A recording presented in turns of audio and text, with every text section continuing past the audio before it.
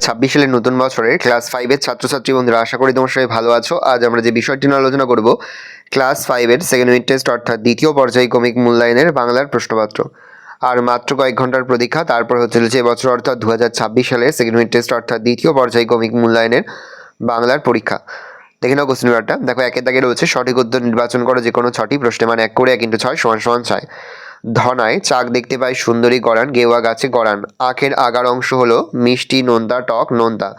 গাছটি ভূতের নাচ জুড়ত সকালবেলা, সন্ধ্যাবেলা, সন্ধ্যাবেলা। কবি খুশির অগাধ লুটোপুটি খুঁজে পান পথে ঘাটে মাঠে মাঠে। মানুষ শব্দটি ক্লিপলিঙ্গ, উভয়লিঙ্গ, স্ত্রীলিঙ্গের উদাহরণ উভয়লিঙ্গ। পর্বত শব্দটি পুংলিঙ্গ, ক্লিপলিঙ্গ, উভয়লিঙ্গের উদাহরণ ক্লিপলিঙ্গ।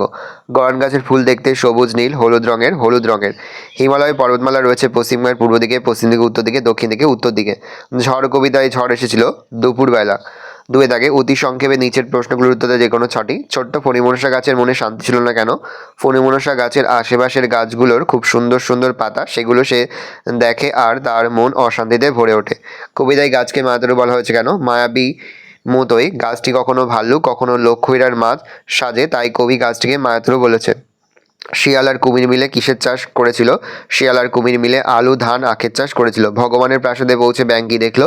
ভগবানের প্রাসাদে পৌঁছে ব্যাঙ দেখলো সবাই ব্যস্ত নানান ভোজ আনন্দ উৎসবে। তার স্ত্রী ও মন্ত্রীদের খুব আনন্দ। তখন ব্যাঙ বুঝলো রাজ্যে কেন এত কষ্ট। পালিয়ে গেল অনেক দূরে। কে পালিয়ে গেল? সে কোথায় গেল? পালিয়ে গেল অনেক দূরে। এখানে ঝড় পালিয়ে গেল আকাশে ঘুরপাক খেয়ে 7 সমুদ্র পারে, সেই ঝড় পালিয়ে গেল। ফণিমনসা বনের পরীর কাছে প্রথমে কি চেয়েছিল? ফণিমনসা বনের পরীর কাছে আবেদন করে জানিয়েছিল যে তার সব পাতাগুলো সোনার পাতায় পরিণত করে দিতে। প্রাসাদে দৃশ্য দেখে ব্যাঙ রেগে উচ্ছিত হয়ে পড়ল কেন? ব্যাঙের রাজ্যে খুব কষ্ট, অভাব, আকাল, কারণ বৃষ্টি হয়নি। খরায় মানুষ, পশু, গাছপালা বিনষ্ট হয়েছে। এদিকে ভগবানের রাজপ্রাসাদে দেখা গেল প্রত্যেকে ব্যস্ত নানান ভোজ আনন্দ উৎসব নিয়ে। তখন ব্যাঙ বুঝলো তার রাজ্যে অভাব কষ্টের কারণ, তাই ব্যাঙ রেগে উচ্ছিত হয়ে পড়ল। মধু কাটতে 3 জন লোক চাই। 3 জন লোকের কাজ কি? মধু কাটতে 3 জন লোকের মধ্যে একজন চট মুড়ি দিয়ে গাছে উঠে কাস্তে দিয়ে চাক কাটে, আর একজন লম্বা কাঁচা বাঁশের মাথায় মশাল জেলে ধোয়া দিয়ে মৌমাছি দাঁড়ায়, আর তৃতীয় জন একটা বড় ধামা হাতে নিয়ে চাকের তলায় দাঁড়ায় যাতে সেগুলো মাটিতে না পড়ে, ধামাতেই পড়ে। মধুর চাক খুঁজে পাওয়ার পন্থাটি কি?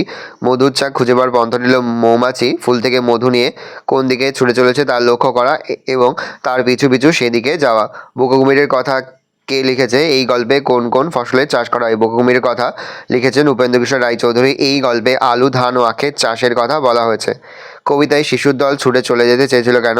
ঝড় কবিতায় শিশুর দলের ছুটে চলে যাওয়ার কারণ ছিল তাদের খেলার সময় হঠাৎ করেই এলোমেলো ঝড় আসে, সমস্ত কিছু কালো পর্দায় ঢেকে যায় এক নিমিষে। বচন কাকে বলে? বচন কত প্রকার ও কী কী? একটি করে উদাহরণ দাও। যার দ্বারা বিশেষ্য বা সর্বনাম পদের সংখ্যা সম্পর্কে আমাদের ধারণা জন্মে তাকে বচন বলে। বাংলায় বচন 2 প্রকার: এক বচন, বহু বচন। এক বচন গাছ, পাখি, মানুষ। বহু বচন গাছগুলি, পাখিগুলি, মানুষগুলি। লিঙ্গ পরিবর্তন করো। গায়ক, গায়িকা, কবি, মহিলা কবি, সাহেব, মেম, অধ্যাপক, অধ্যাপিকা, গুণবান, গুণবতী। পত্র রচনা করো যে কোনো একটি। প্রশ্নের মান 5। বিদ্যালয়ে অনুপস্থিতির কারণ জানিয়ে প্রধান শিক্ষকের কাছে একটি আবেদনপত্র লেখো। দেখে নাও চিঠিটা।